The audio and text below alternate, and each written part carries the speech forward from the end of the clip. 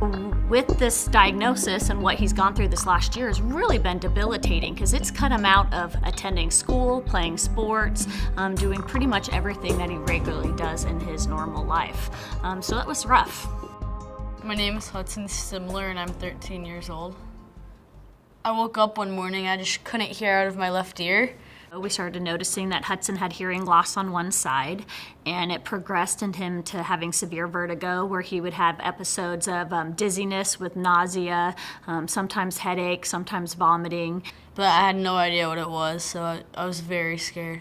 So after about 3 or 4 months and seeing many doctors at many different places, Hudson was finally diagnosed with Meniere's disease. It's fluid that builds up in the inner ear, which causes the signals being sent to the balance nerve to be like bagged signals that tell the brain that everything's spinning when it's really not.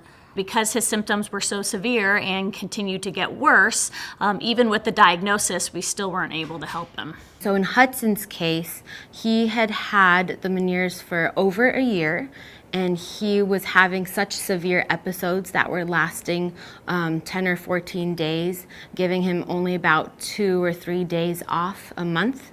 It was really impacting his life. He wasn't able to go to school, because the episodes were so severe, he needed to have the surgery. We found a physician who does do a surgery for Meniere's disease. So they did brain surgery. It was about a 6.5 hour brain surgery where they went in and they severed his balance nerve that fed the ear. Even though we were, confident with our decision to have surgery, it was very scary. Hard to see your child go through any kind of a surgery, much less a brain surgery, which, is a pretty big one. He did fantastic, and he was very brave, and we all put on our brave faces and just got through it. He really couldn't even sit up, much less stand up, get up to the bathroom, anything like that. So we knew on discharge we really needed to have some major physical therapy. And we were worried about where to go and who was going to be the right physical therapist. We did a lot of research and was so grateful once we heard about USC because they actually have a dizzy and balance disorder group in their physical therapy department. So it was exactly what Hudson needed. So we were discharged one day and the next day was our first appointment. The first few times I went to physical therapy, I couldn't really sit up. I had to be laying down in a wheelchair that reclined.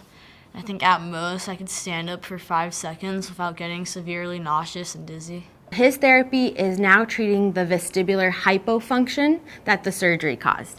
Because the nerve was cut, he now does not get information from his left inner ear. The goal of his therapy was to tolerate any position other than lying down again. Was really getting him used to sitting up and walking and moving. Now it's in order to help him move quickly, be able to turn his head without feeling dizzy. The physical therapy I'm doing is basically just trying to regain my balance and get my brain recalibrated. Some of the things we're doing is I'll have a letter on a board that has all different designs on it. I have to turn my head but keep the letter in focus. And another thing I do is I have a letter on a popsicle stick and I hold it out, move my head. So we do exercises called gaze stabilization. Those are provided in order to help someone with their eye-head coordination, and that's treating the fact that that nerve is cut. He has exercises where he's walking and turning his head, throwing balls, being able to move quickly and in different directions. We also are focusing a lot on his balance, so he's standing on different surfaces with different foot positions. I like that my therapist is really funny and she tries to relate the things in a funny way, so I'll do them. Working with Hudson has been really fun, and it's been really rewarding to see the changes that can be done in such a small amount of time. The neuroplasticity, the way the brain can improve in such a short time for such a young person is amazing to see, and I'm really glad I was a part of it. Hurry up, guys! It means so much to me that Hudson has come so far, that he's out here being able to play.